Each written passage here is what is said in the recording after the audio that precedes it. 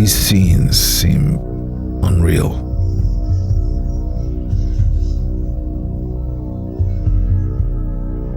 I have to pinch myself to make sure I'm not dreaming.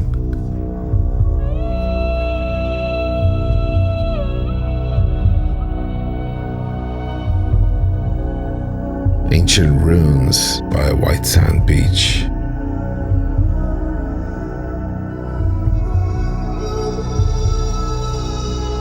A murder of crows surround a white horse.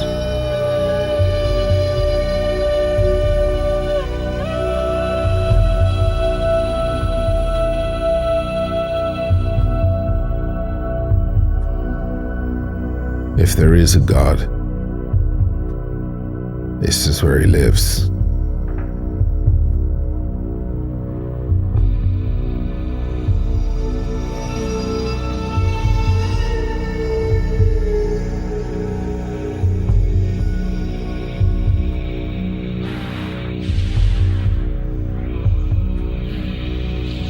It's clear now where the clouds were dragging me to.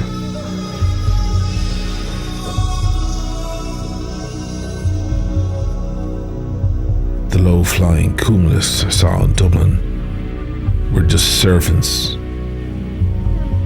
messenger boys sent out to bring me back.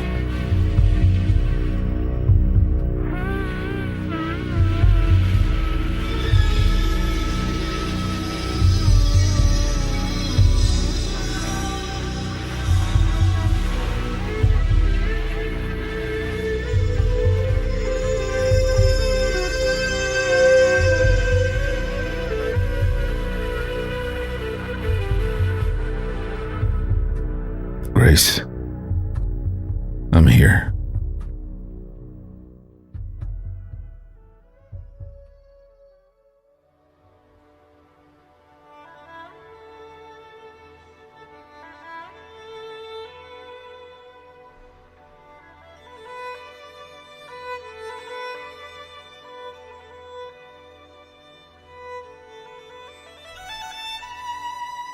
It takes an astonishingly short time to get from one side of this beautiful country to the other. In less than 3 hours, I'm on the west coast.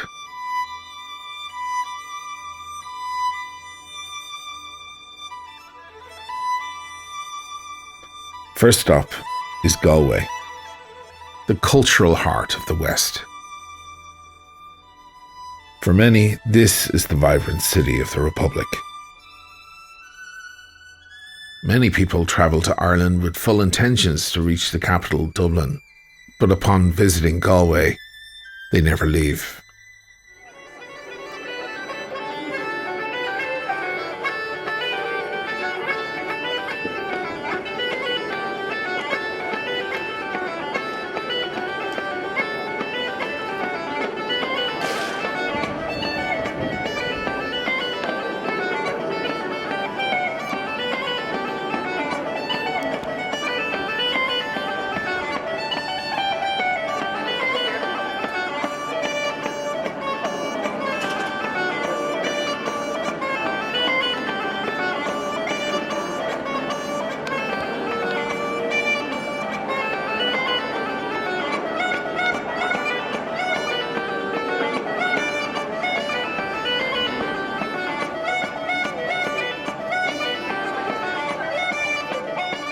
So I'm here at the King's Head Tavern and Bistro. I've been told the chowder here is phenomenal, so I just ordered one, and one of their ales, in-house red ales, and looking forward to it. Let's see. A lot of places say they have the best chowder, so I'm just going to have to make up my own mind and go through them. So let's see what we got. The search continues. Thank you. So as always, the obligatory brown bread and butter, although a little nicer presentation this time. And the chowder doesn't look particularly pretty, which I think is a good sign.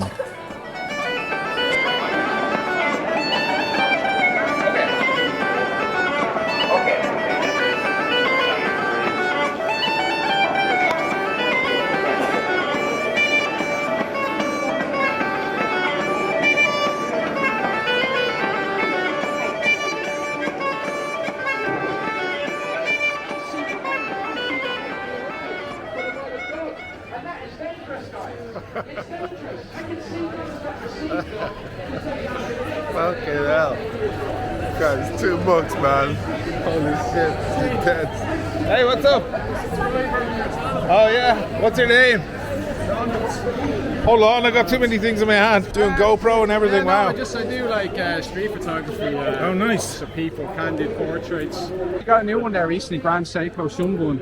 Oh, nice. Absolutely love it. Grass is incredible, man. Oh, it's really nice. Like I was wondering when I'd bump into you down here. Got out of that bed and wash your face and hands. Get out of that bed and wash your face and hands. Get in that kitchen, make a noise with those pots and pans. Not bad. For Galway. Enormous. Little Rolex here. Nice. Skydweller, blue dial. Hey. How's it going? I guess I'm going in now.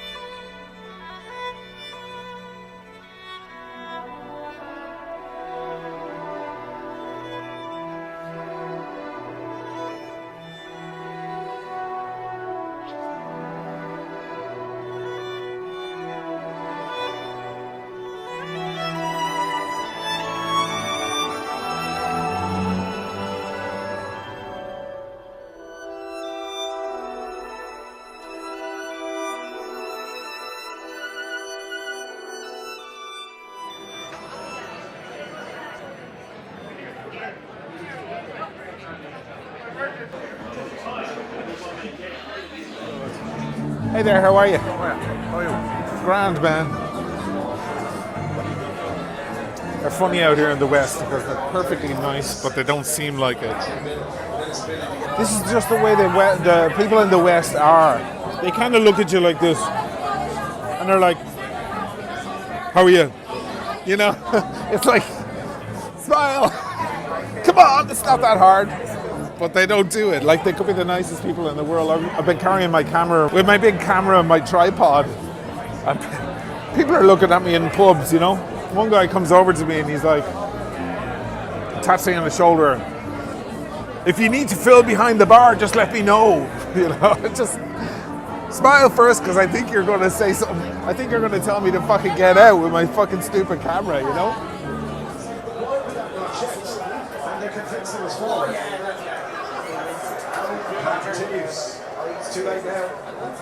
So here's the controversial part so far. So the rule is normally that in Dublin, yes, you can get a decent chowder, but the West is best. That's where you'll get the best chowder. That's where it gets super real. It's like pizza in Italy. You can get decent pizza throughout Italy, but if you want the real pizza, Naples, baby. That's generally the rule. But I'm going to tell you something awful. And anybody Irish who's watching, who's not from Dublin right now, is going to get very angry. As did my friends today. Not really, but it annoyed them a little. It scratched something. So the best one I've had so far was in fucking Dublin. It was in Howth, the fishing town of Dublin. I had it with my bro. We went out there to film a little and wander around and have a few pints. Hey, what's going on? Fan of the channel. Oh yeah? What's your name? Have a good night, Paddy. What? Good, how are you? I'm great, man. You want to be on the channel for a second? What have you got on? Looks great. Are you out jogging or something? No, you look sporty. We will swim tomorrow. So. Oh, you're going to swim tomorrow. You look fucking good, man. That watch looks amazing on you. Congrats. Have a great one, man. Take it easy. Yo, what it? Have a good night, fellas. Bro. Thank you. Take it easy. I appreciate it. Are you happy? Yes. What the hell are you doing in Galway as a French girl? Improving your English. You're stressed right now? Everybody's watching. 601 people watching you. Hi, girls. Hi, Peter. How's it going? What do you mean, love you? Taking it. I love you too, brother. Your name is Easy? Izzy. Oh, Izzy. Izzy. I-Z-Z-Y. Izzy.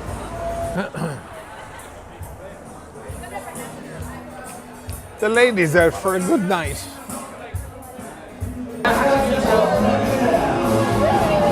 Joshing. No, to you. To you. Okay. Thanks, guys. Thanks to all our fans. Is that everybody? Okay, well, there's one extra. Cheers. Cheers.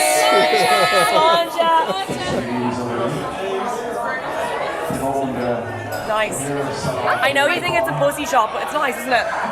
It's very It's like tasty. the nicest baby Guinness It's like eating ice cream. I love It's it. going to be like a big Guinness, like pint of Guinness. When you said baby Guinness, You thought it was a shot of Like a half pint. I thought it was a half a Guinness. No.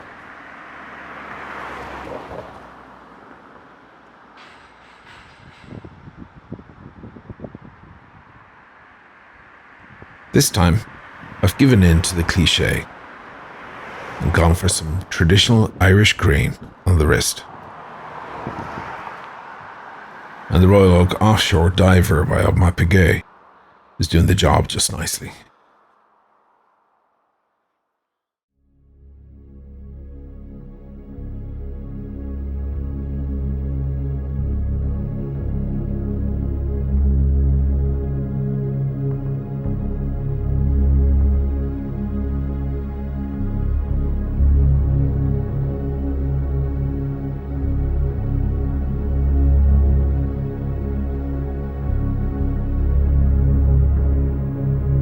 About 30 miles off the coast from Galway Bay are the Aran Islands.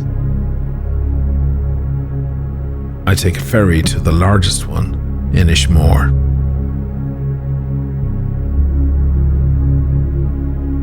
I want to pick up a real Aran sweater for a friend and see some of the prehistoric marvels to be found there.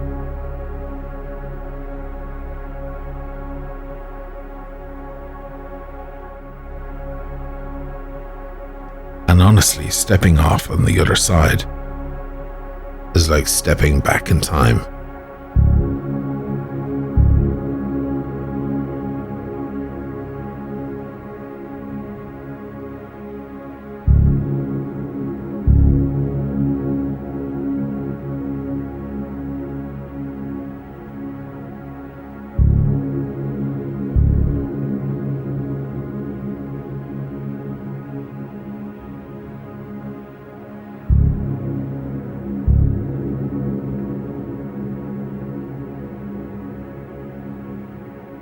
I'm here to see two things in particular, both mysteries to modern man. One is the ancient fort of Dún Aengus, thought to be somewhere between 3,000 and 4,000 years old. And the other is a thing called the Wormhole. I'll need visual aids to explain that one.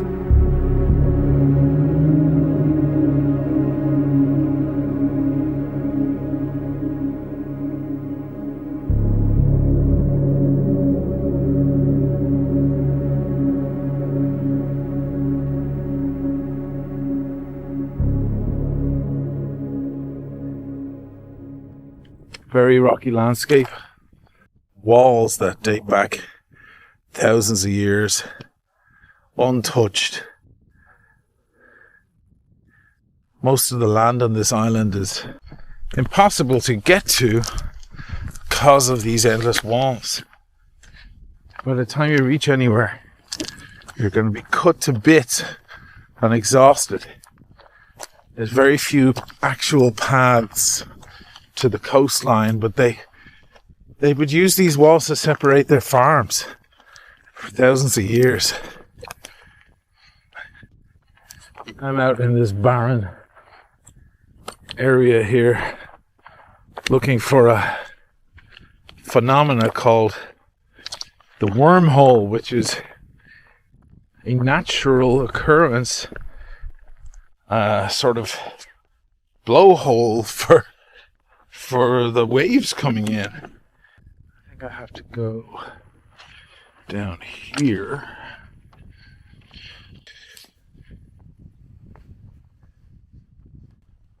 Why don't they paint some rocks or something to let people know a basic path? It's all part of the adventure. You can actually see where prevailing winds have cut away straight lines in the rock. Look, that's not artificial.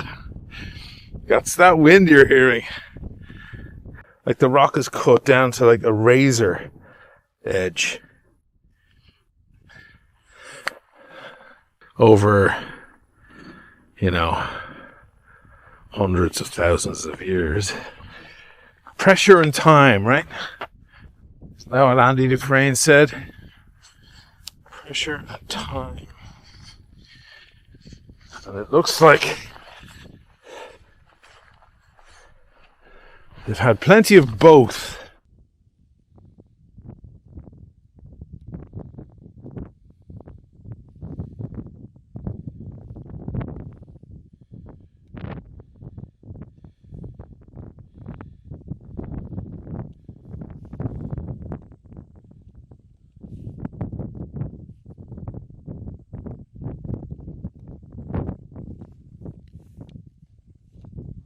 I feel like I'm on the moon. The moon with an ocean.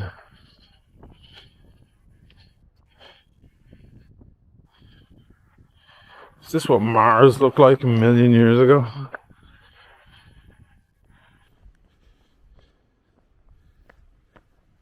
This is like lunar surface shit. Am I even close? This is what you get when you're looking for a natural phenomena. Am I in the wrong place? I don't see people there.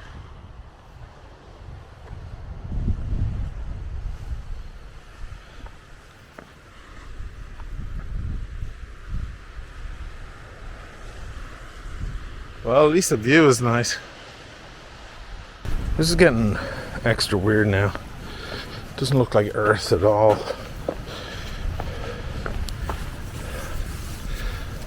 Look at those rock fronts. Fuck. I think I'm getting somewhere.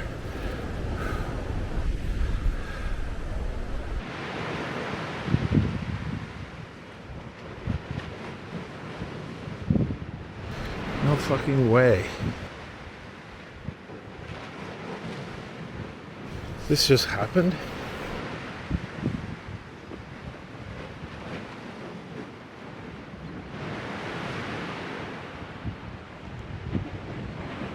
Oh man, that is crazy.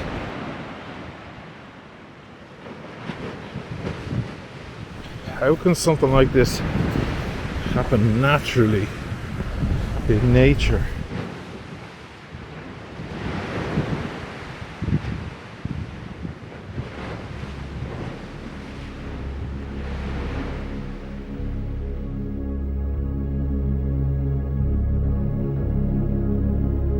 "25 meters long and 10 wide.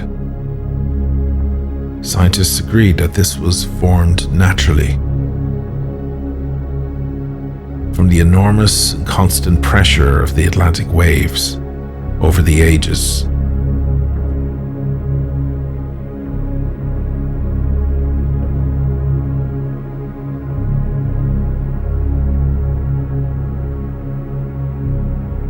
What they can't explain, however, is its perfect shape.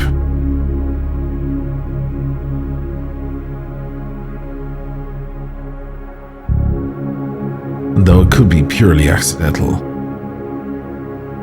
I'm not a man who believes in coincidences.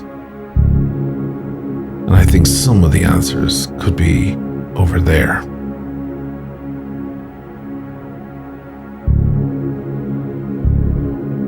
I take the long hike toward the fort of Dún Aengus.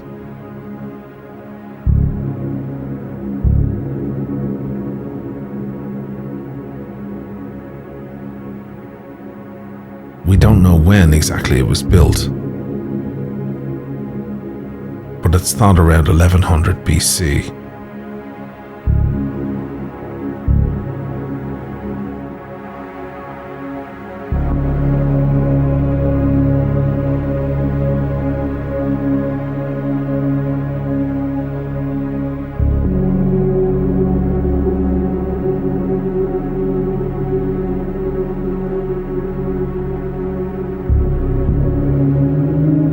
Looking down at the Atlantic from 100 meters up. Who built this fort and what purpose it served remains a mystery.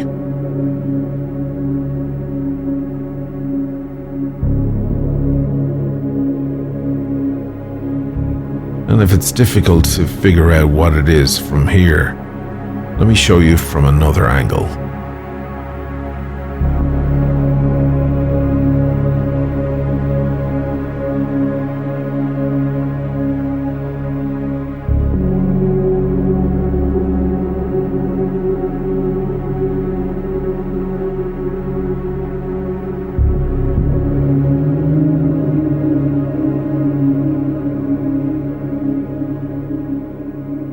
I don't know what the hell these people were doing back then. But I'm betting they had something to do with the making of that rectangular pool.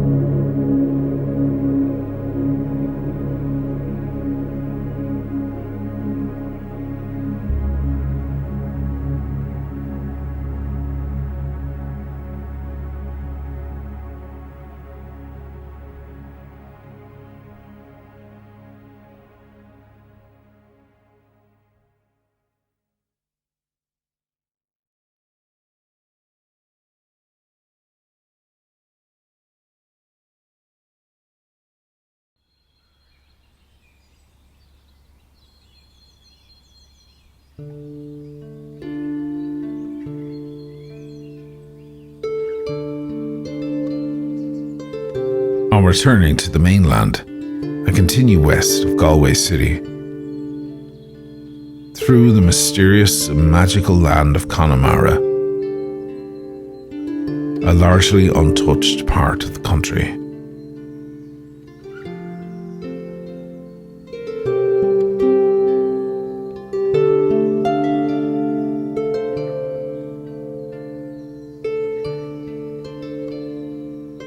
My first stop is at Kylemore Castle.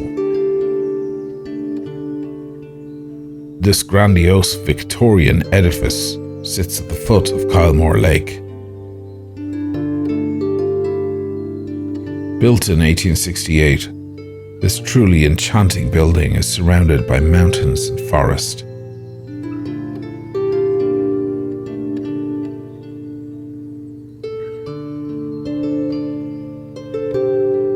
In November of 1874, the owner, Henry Mitchell, and his wife, Margaret, set off on a trip to Egypt. Unfortunately, Margaret contracted dysentery and died in December of that year.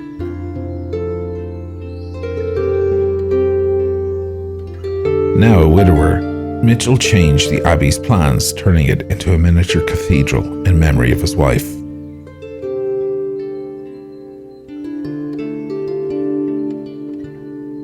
some years later, one of Mitchell's daughters, Geraldine, dramatically drowned on a walk around the estate. Marked by these painful events, Mitchell decided to leave Kylemore. The chateau was abandoned for nearly 30 years and was eventually taken over by an order of Benedictine nuns. It became a Catholic school for girls, and each room was decorated in keeping with Victorian traditions. But whatever about the inside of this building, for me, it's the setting that is truly magical.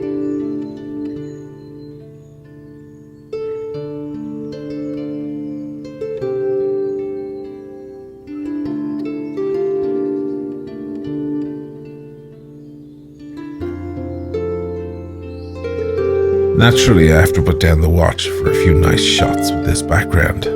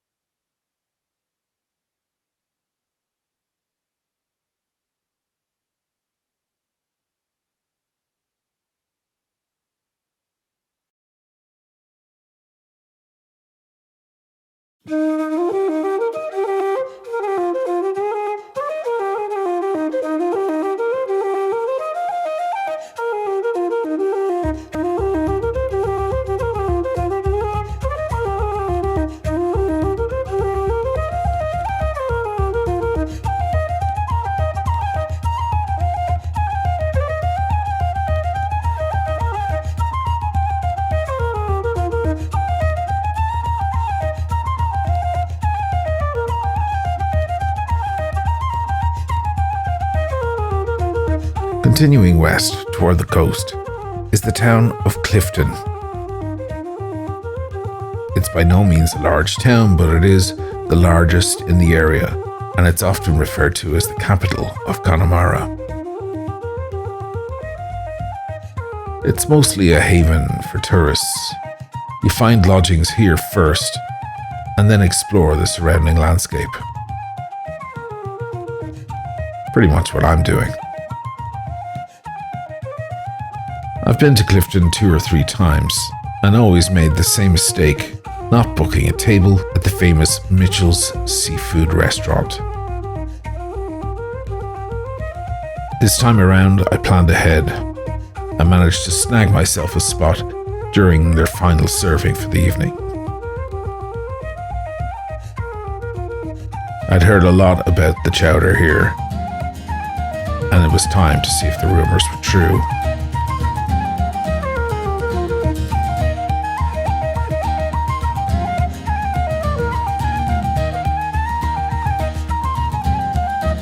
doing my best not to look like a lunatic.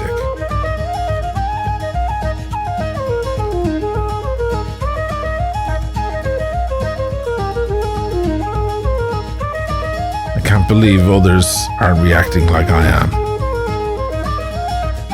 Maybe they have this kind of chowder all the time.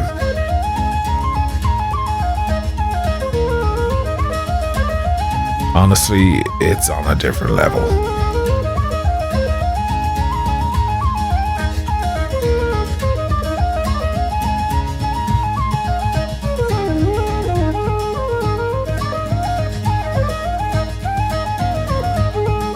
Nothing like some Irish trad and a few whiskies to celebrate finding maybe the perfect chowder. But I've heard whispers of another place that might have something even better. Not sure how that's possible, but of course I have to go find it.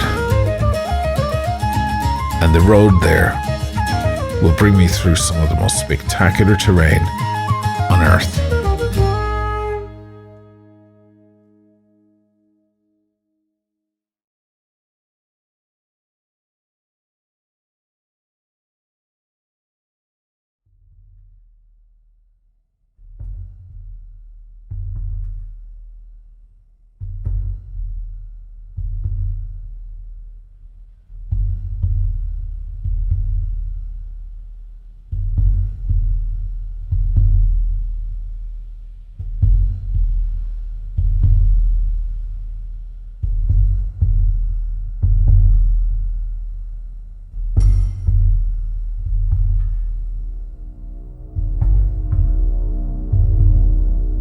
My destination is the small fishing village of Roundstone, one of the oldest in Europe.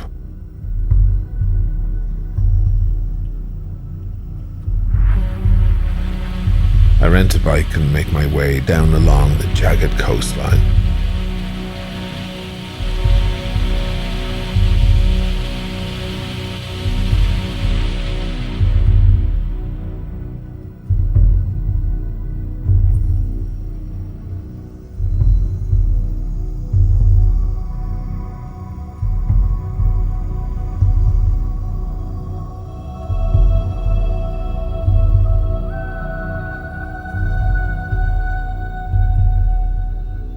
It's hard to know where to look.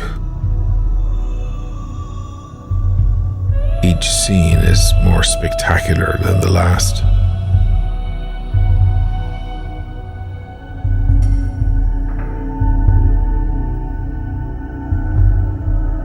And for a cynical man,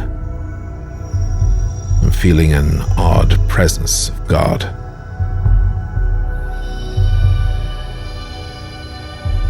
Some of this land is apparently haunted by ghosts. But that's more inland. As long as I don't lose the light, I won't have to go there. I eventually reach Dog's Bay, one of the most remarkable beaches in the world.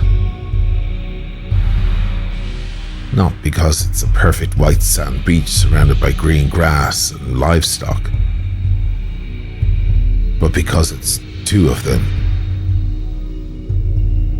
In this freak of nature, two almost identical beaches have been formed, back to back.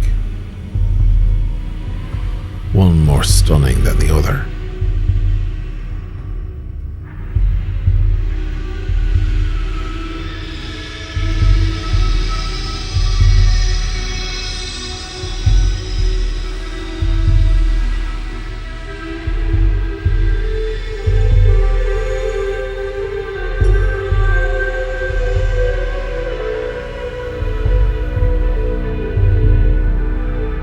Before I continue on toward Roundstone, there's one order of business that needs tending to. I waited 2 years to be allocated this watch. It's one of the greatest dive watches in the world. and it has yet to touch the water. It's high time for a baptism. And what better place?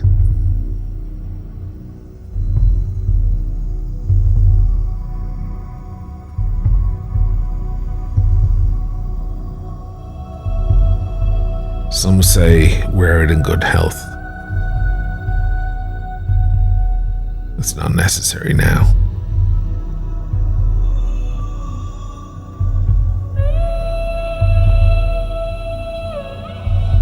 This beautiful timepiece has been blessed.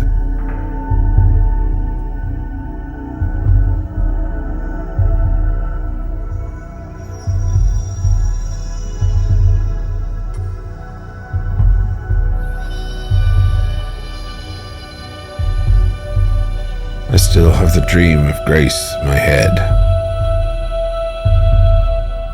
And looking out at this paradise, I wonder if she also came here with her children on a sunny day to take her eyes off guarding the Irish coast for just a few hours.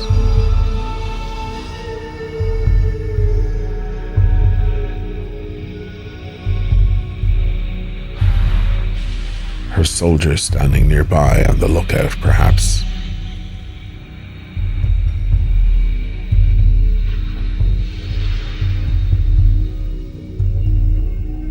Not that she needed much protecting. She was well known as the bravest of them all.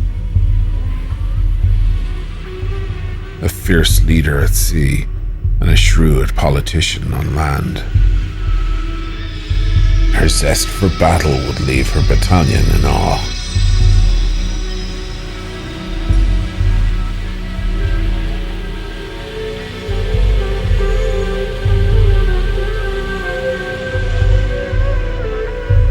It was often said that the only real man in Ireland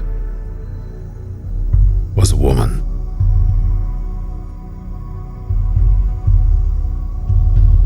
The stories of her bravery are endless, but one that stands out for me is that of the arrival of her fourth child.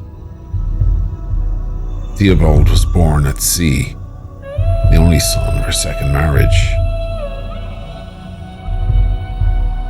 In the minutes after giving birth, she was ambushed by Algerian pirates who sought to take her ship.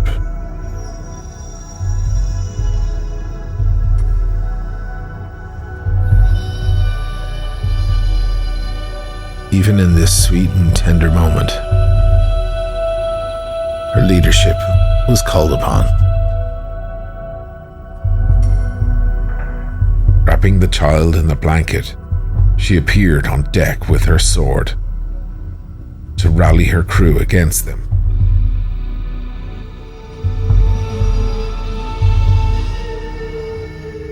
Still in postpartum agony, not only did she defeat the pirates,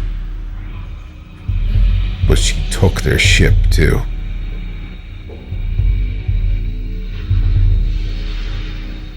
Perhaps the Brits should have let the Algerians know.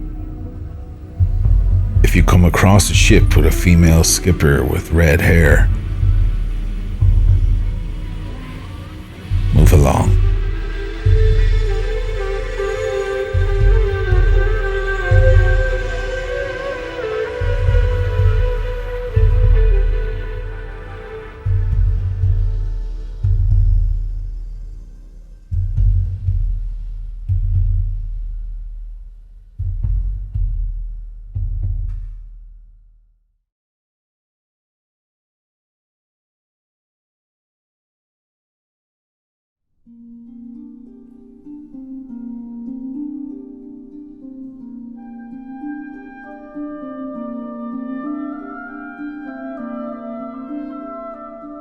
Arriving in Roundstone, it's just a spit of a town. A handful of houses and a couple of pubs. The first is the Shamrock, perched on the top of the hill, I love this place. It's cozy and seems to be a favourite for the locals. The chowder puts those on the east coast to shame. There's more fish in here than you'd get in a full meal.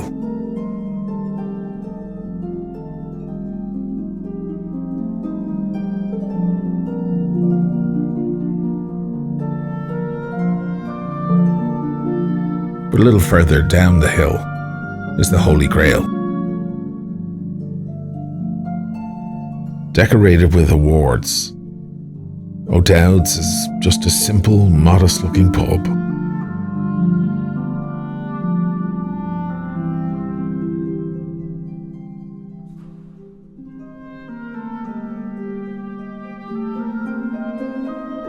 In the bowl, it looks like nothing.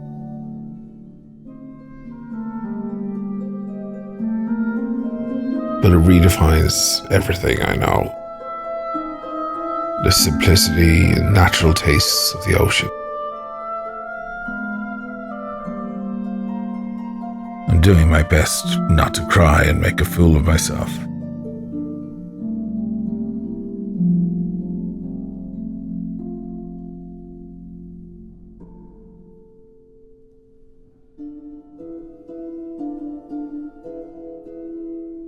This culinary miracle before me is mirrored by the picturesque nature of this place.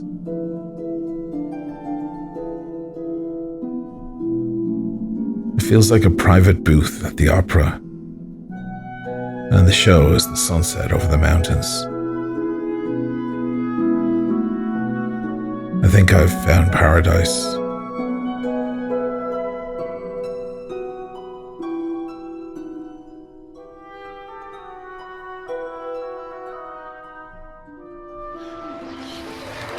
I love this place too. It's a real old vibe, and of course they have this beautiful view of the harbour here, and I guess people like to take out their pints and look at the view and see this wall. It's all rounded.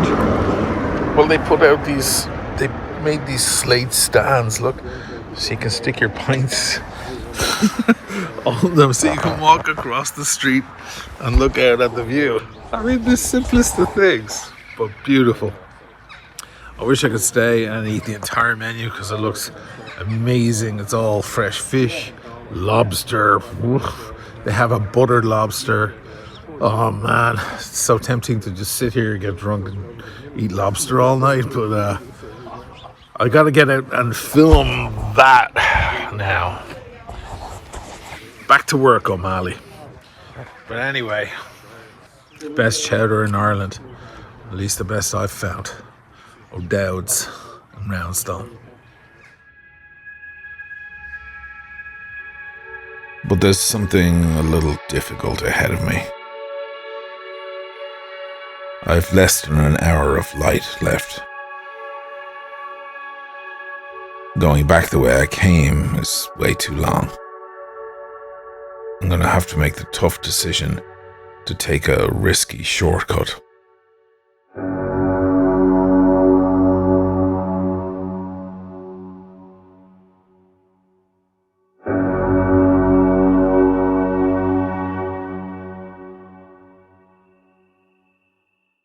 The bog road cuts through the barren, untouched Roundstone bog, said to be haunted.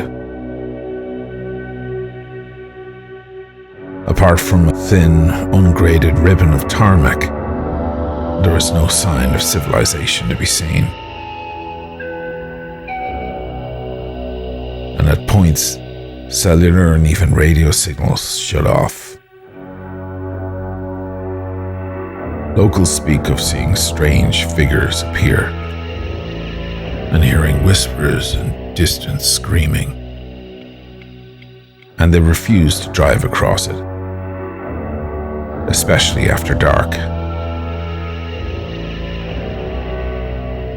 I have less than an hour to do it on a bicycle. Wish me luck.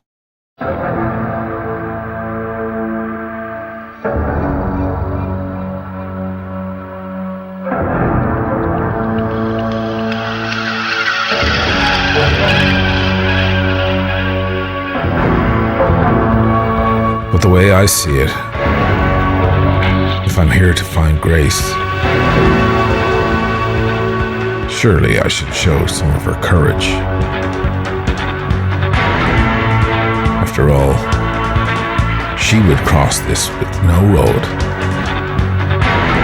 and the very real threat of those who wanted her dead.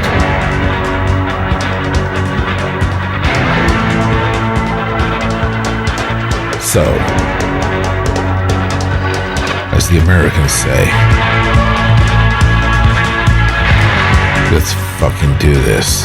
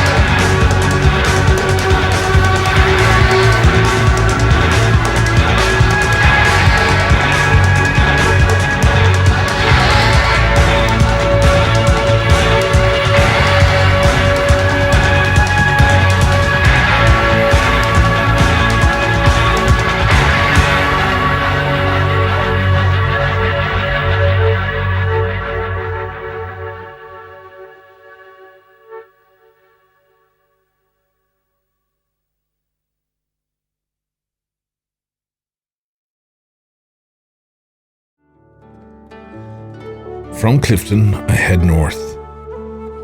My end goal is to reach Clare Island, where Grace built a castle and spent much of her latter years.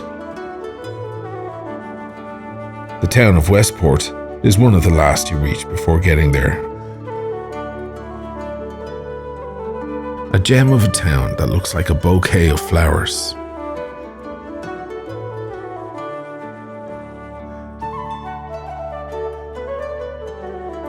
This is real O Malley territory.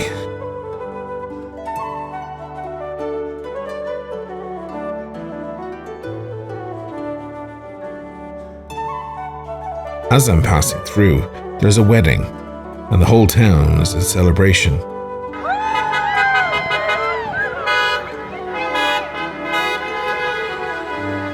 Fine West of Ireland folk coming together in their Sunday best to see their friends tie the knot.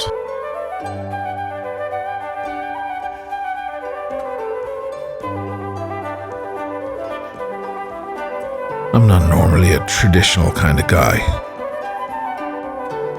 but in moments like this, I can see the plus sides.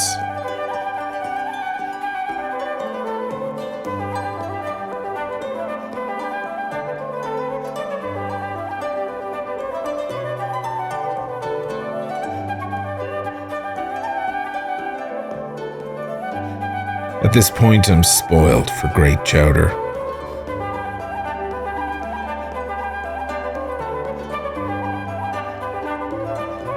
It's true what they say. The West is the best.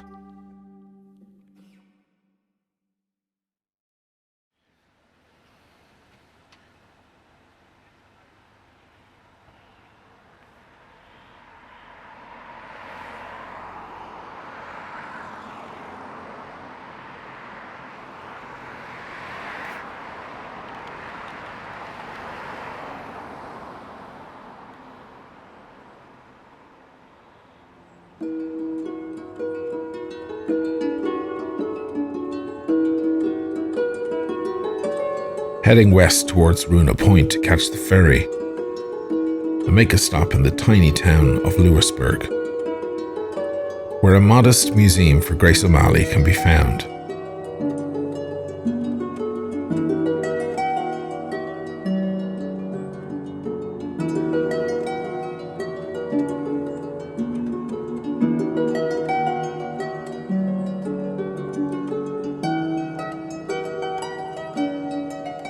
Seeing the various names of clan chieftains from over the years, including my grandfather and various aunts and uncles, adds a visceral sense to this whole thing.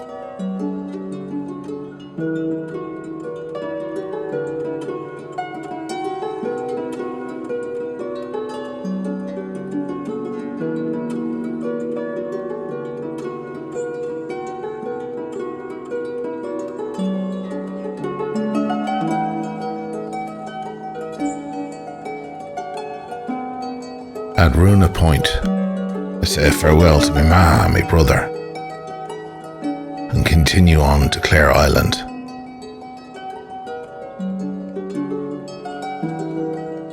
There are 3 spots I have to see here. Firstly, Grace's castle, her home for many years. Clare Island Abbey, where some believe Grace was laid to rest. And the signal tower, which is on the far end of the island. Built centuries after Grace's time, this is a vantage point where she would spend much of her time watching for enemies coming over the horizon.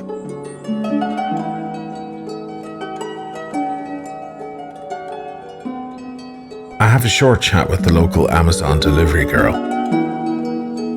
3 packages this week. Very busy.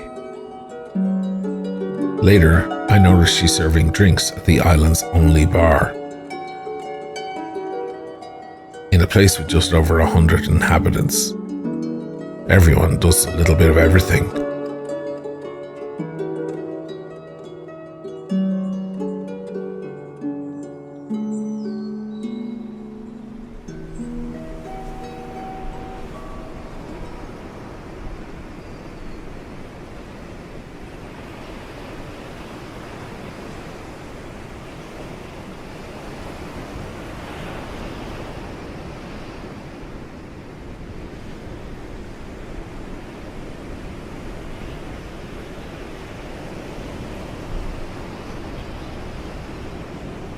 I'm guest at the Clare Island Lighthouse.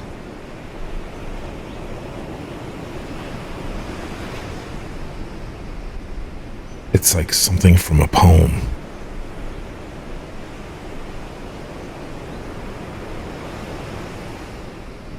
I'm not sure any hotel on earth has a more spectacular view.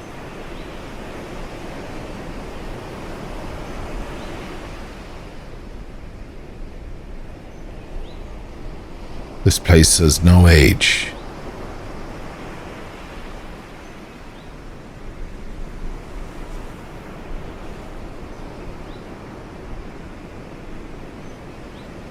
An absolute dream. And I discover it's actually for sale. Anyone got a few million they can lend me?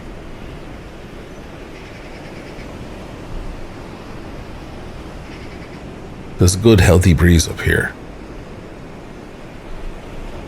Time to get some laundry done.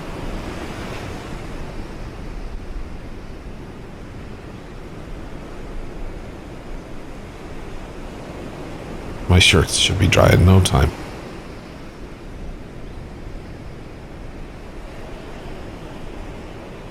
When they ask my name, the locals think I'm joking. But the owner says she can see the resemblance in my face and expressions. Good enough. How the hell do sheep get to spots like this?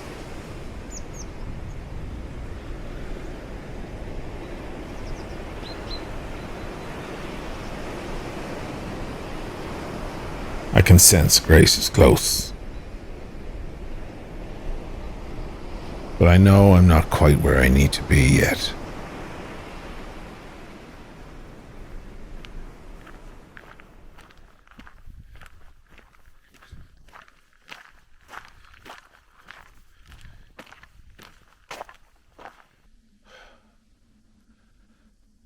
You hear that?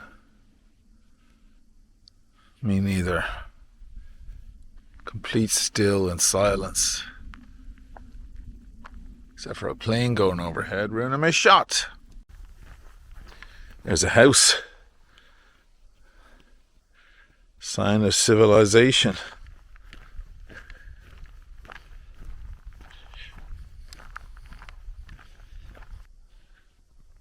I'm just imagining Granuaile on these hills, taking walks, looking out over her land, looking back at that view.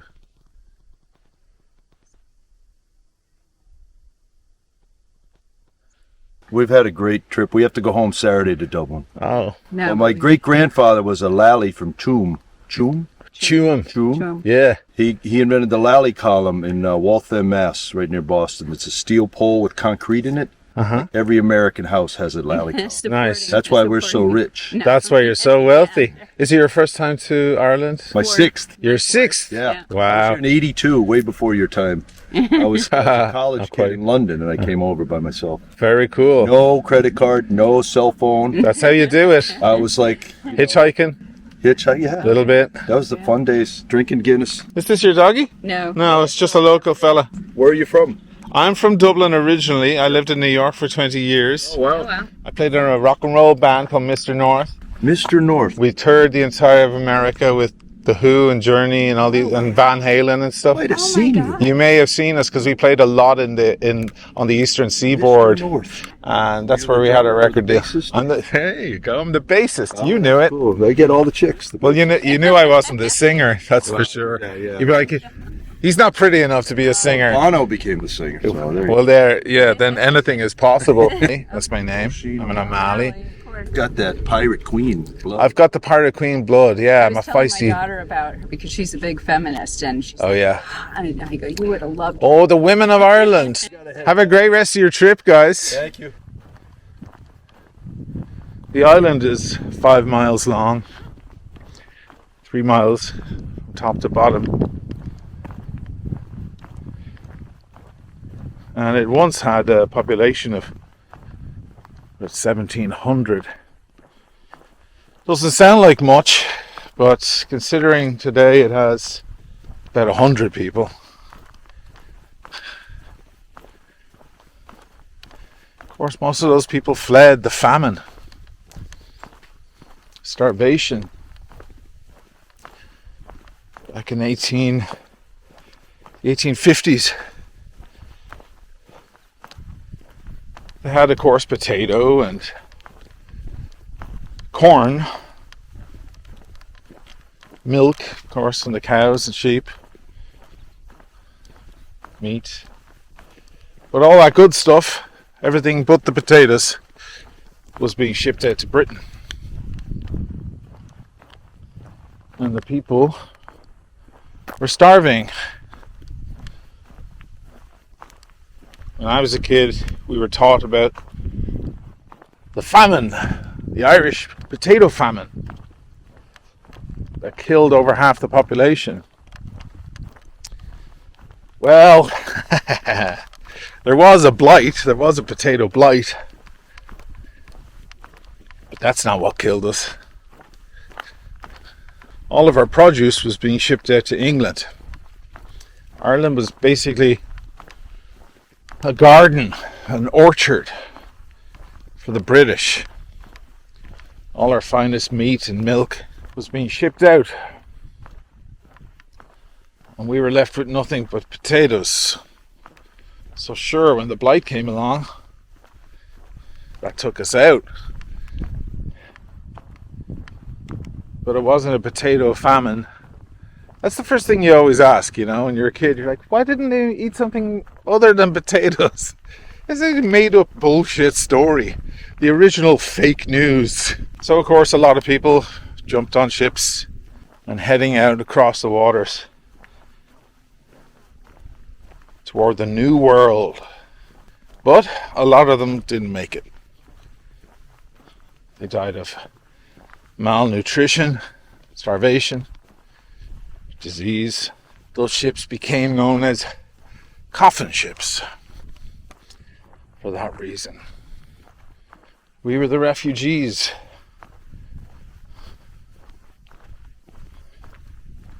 Just like you see Syrians getting on boats now, same thing.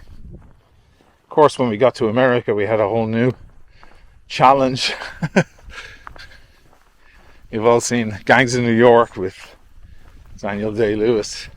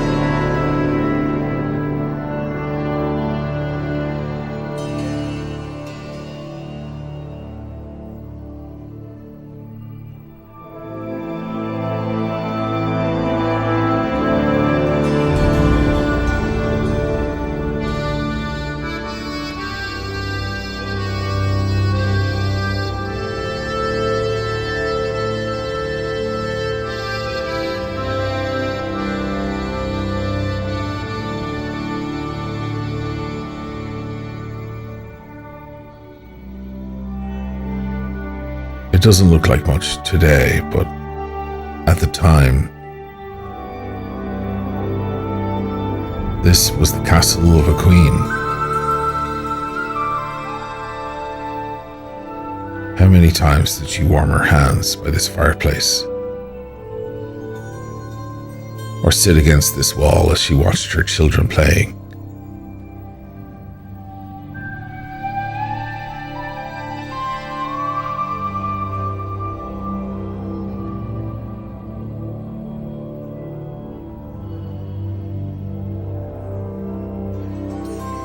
The water here is immaculate. I can see why she chose this particular spot.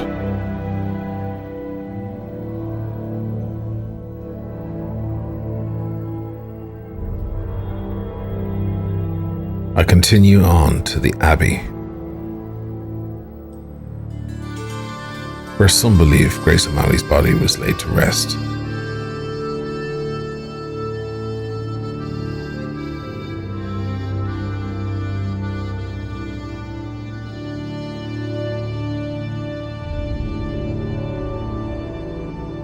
Others say she was buried at sea.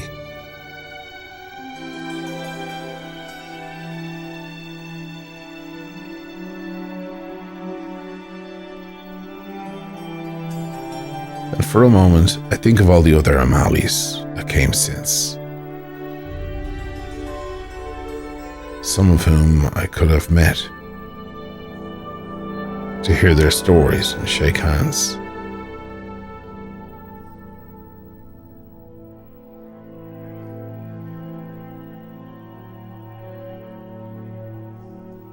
None of us are on this earth for long.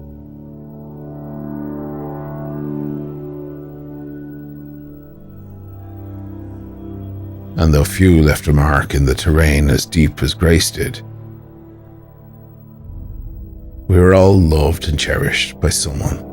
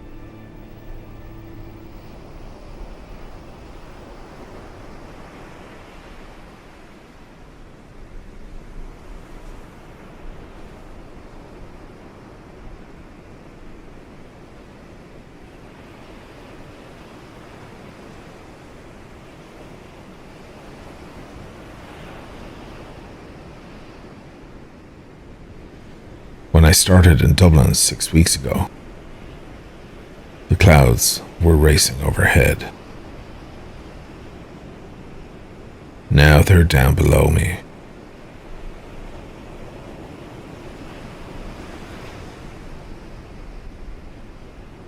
It's time I face the music.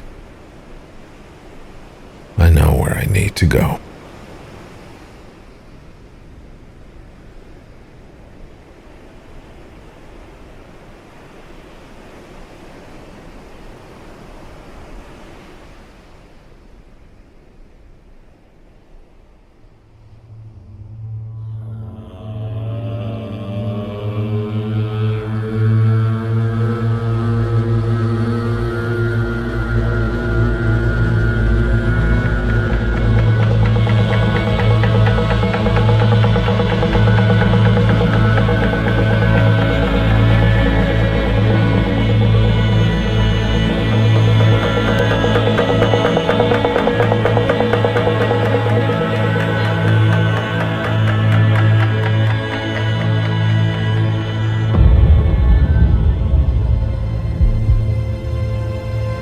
Now I'm being pulled like a magnetic force or a black hole.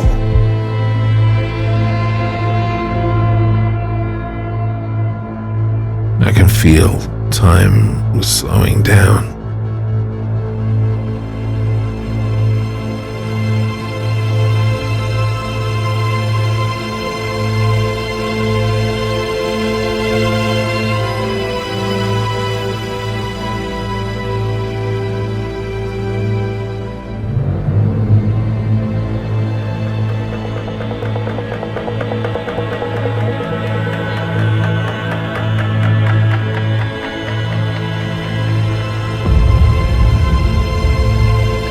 As I move toward the signal tower, even the animals are acting strangely.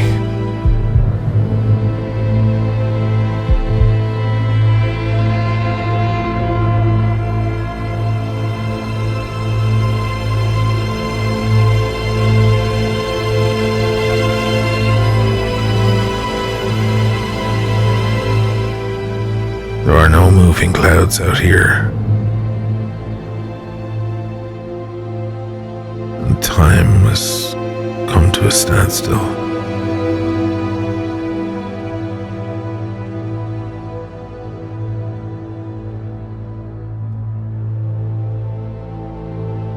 This is the end of the road.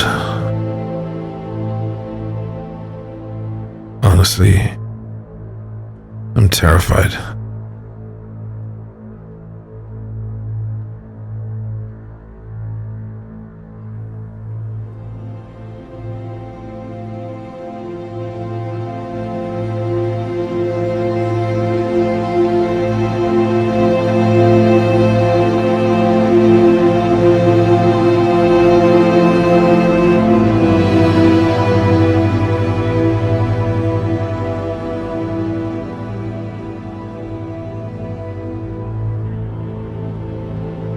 What are you waiting for, O Malley? What do you think is going to happen?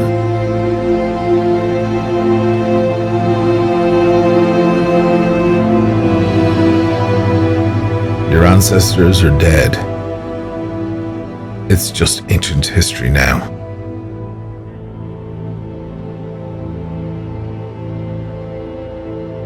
But you showed your face. Made yourself known.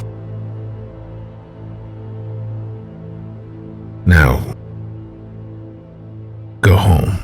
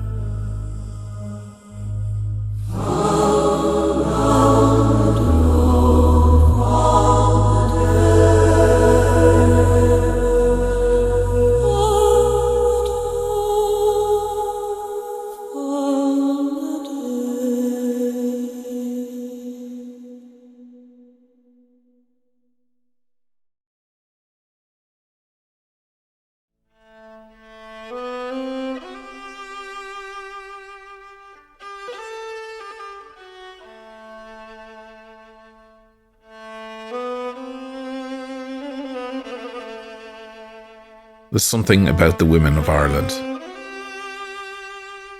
Strength, determination, and kindness all in one. To quote former Irish President Mary Robinson, I was elected by the women of Ireland, who instead of rocking the cradle, rocked the system.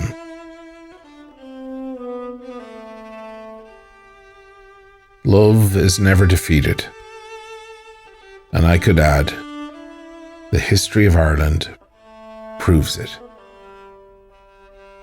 Pope John Paul II.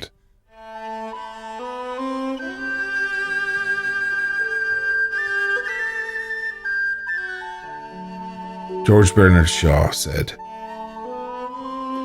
Ireland, for good or for evil, is like no place under heaven.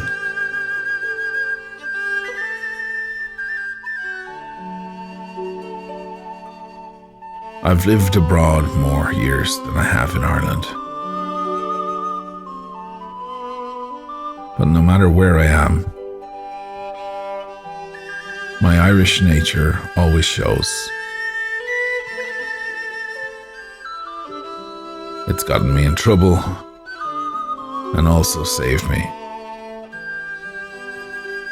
And though I've lived in faraway places and learned new languages, I'm hugely proud to be Irish. I don't know what that means, but I know it's true.